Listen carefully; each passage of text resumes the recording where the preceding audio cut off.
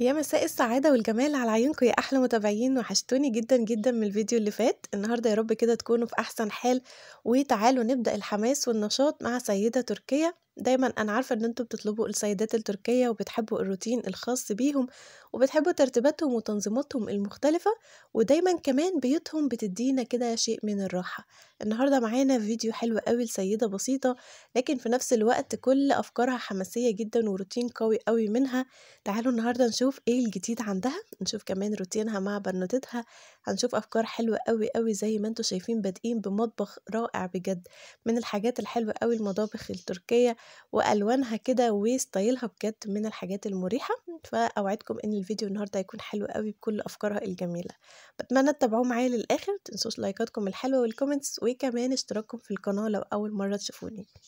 تعالوا نبدأ معاها الروتين، وزي ما قلنا كده من المطبخ قمة الجمال بجد، ومحافظتها كمان عليه هو اللي مخليه يطلع بالشكل اللي انتوا شايفينه ده. عجبني قوي فكرة ان هي عاملة كفر على عيون البوتاجاز. طبعا بتبقى من الاماكن الصعبة قوي في التنظيف، خصوصا في الدهون، لان بيبقى فيها اماكن كده داخلة لجوه، فبتبقى بتاخد منك مجهود كبير قوي في التنظيف. في كمان دلوقتي في الادوات المنزلية هتلاقوا في كفرات بتبقى اكريليك كده، تقدروا ان انتوا تحطوها على عيون البوتاجاز، تبقى تسهل عليكم عملية النظافة. وزي ما شفتوا كده الكفر اللي هي كانت حطاه برضو هيسهل عليها كتير. شوفوا بقى ده شكل المطبخ عندها بجد كله كده احلى من بعضه، وهنرجع تاني لترتيباتها وحاجاتها جميلة جدا في المطبخ. بس تعالوا شوفوا فكرة هنا الاساس الجميل ده اللي هي بدأت ان هي تحوله لفكرة تانية مختلفة. زي ما انتوا شايفين هو زي بوفيه كده او زي بار، وكان فيه ادراج وفيه درف. طبعا هي غيرت لونه خالص بالشكل ده، وفكت كل الدرف بتاعته والأدراج المفصلات بتاعتها، وبدأت إن هي تستخدمه على هيئته كده، يعني مش هتحط تاني الدرف ولا حاجة. بدأت إن هي تغير الألوان، طبعا يعني كان قديم شوية ففي حاجات متقشرة حاجات مكسرة، بدأت إن هي تعمله ترميم وتغيير في الألوان. وشوفوا بقى استخدمته كده كديكور مكان الدرف والأدراج دي، بدأت تحط الديكورات بتاعتها.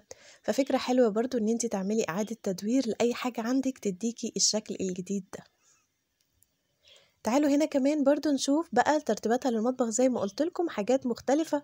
زي هنا ترتيبها للدرج الخاص فيه، كان عندها فيه أكياس كتير، مكرونة على رز على شوية من البقوليات على شوية من الكاندي والتسالي. كل الحاجات دي زي ما انتوا شايفين في الأكياس بتاعتها.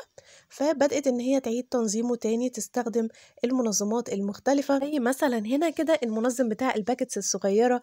الأكياس الصغيرة طبعا بتاخد دايما منك مكان كده وبتدخل في حاجات كتير، لكن لما تنظميها في علبة أو في منظم خاص بيها، شوفوا قد إيه بقى شكلها حلو قوي، سهل عليكي وكمان توفر لك إن انت تحطي حاجات أكتر.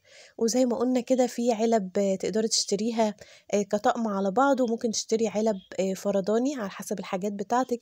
تقدري إن انت بقى إيه ست بيت كده توفري وتعملي ان انت احسن نتيجة تكون موجودة عندك، في نفس الوقت ما تكلفكيش كتير، فتبقى كل حاجة عندك تمام. هنا كمان برضو كده تنظيفها للفرن البوتاجاز، وزي ما شفنا كده فكت كل حاجة موجودة فيه. طبعا ما تغامريش وتعملي حركة زي دي ان انت تفكي كل الاجزاء اللي جوه، علشان ممكن يبقى صعب عليكي ان انت ترجعيها في مكانها الصح، وطبعا ممكن يبقى خطر عليكي. فهي بدأت هنا ان هي تفك كل الحوامل بتاعت الشواية اللي جوه، وكمان الباب من بره الازاز بتاعه، وبدأت ان هي تنضفه من كل الدهون اللي فيه من جوه ومن بره بالشكل ده. وبعدين بتعيد بقى تركيب تاني الأجزاء دي كلها. فطبعا لازم ان هي تركبهم صح جدا عشان ما يبقاش خطر زي ما قلت لكم. فده كده كان روتين تنظيفها للفرن وخلصته بالشكل ده.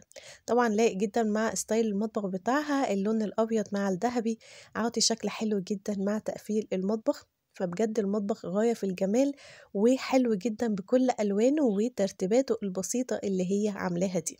تعالوا نشوف كمان برضو هنا من الحيل الخاصة بيها بالمطبخ، ان هي ازاي تغسل المعالق الخشب، ودايما ان هي تعقمها وتخليها دايما نضيفة. جابت هنا حلة فيها مية على النار وبقت بتغلي، بدأت تضيف لها بقى الكربونات والخل، وبعدين بتحط فيها المعالق وتسيبها تغلي كده شوية عشان تشيل كل بقى الآثار والحاجات اللي موجودة فيها، عشان تبقى معقماها ومنضفاها بشكل حلو قوي.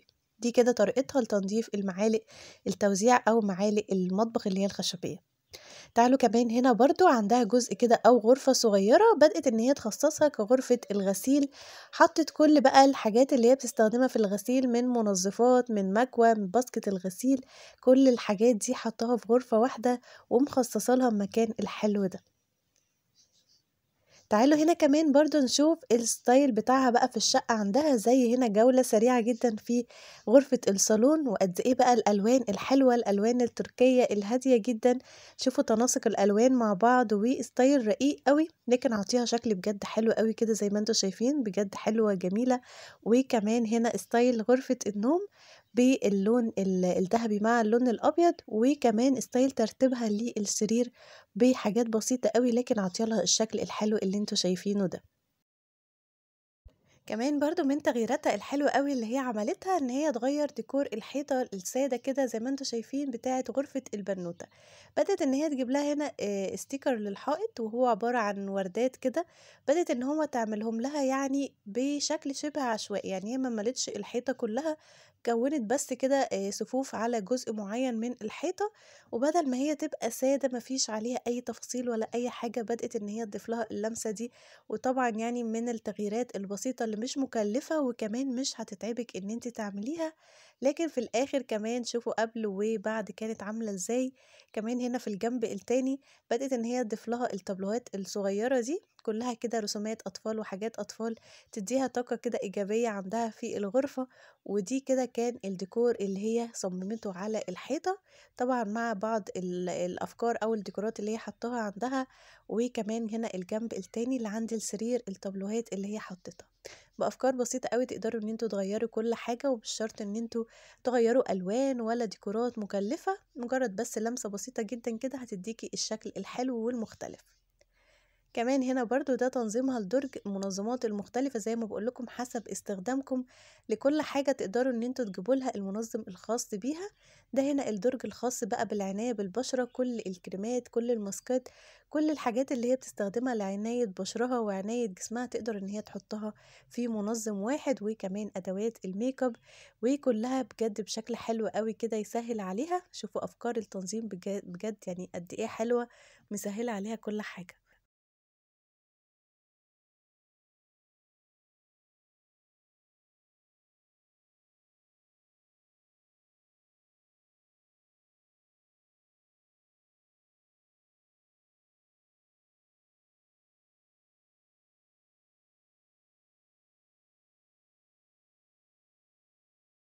تعالوا هنا كمان فكرة حلوة قوي لتنظيف القلاية الكهربائية. طبعا السقف بتاع الزيت لازم ان انت تنضفيه حلو قوي، لان طبعا بخار الزيت بيطلع وقت التسخين، فهتلاقيه ان هو دايما متراكم على الشبكة اللي موجودة فوق. هي بدأت تقلب هنا الجهاز عندها وتنضفها كويس جدا من كل الدهون اللي موجودة، علشان دايما تبقى نظيفة عندها كده. تعالوا نيجي هنا كمان ونوصل للحمام. شوفوا قد ايه الحمام بتاعها حلو قوي ورقيق باللون الابيض، وبعض التفاصيل كده البسيطة شفتوا قبل كان عامل ازاي. حمام عادي ما فيهوش اي ديكورات حديثة ولا اي ستايل جديد، وهنا بعض اللمسات الحلوة اللي هي بدأت تعملها. حلو قوي ان احنا نهتم بكل مكان موجود عندنا، مش شرط بهرجة ولا تكاليف كتير، لكن لما بنديله كده الشكل الحلو ده اكيد طبعا هتفرق معاكم كتير.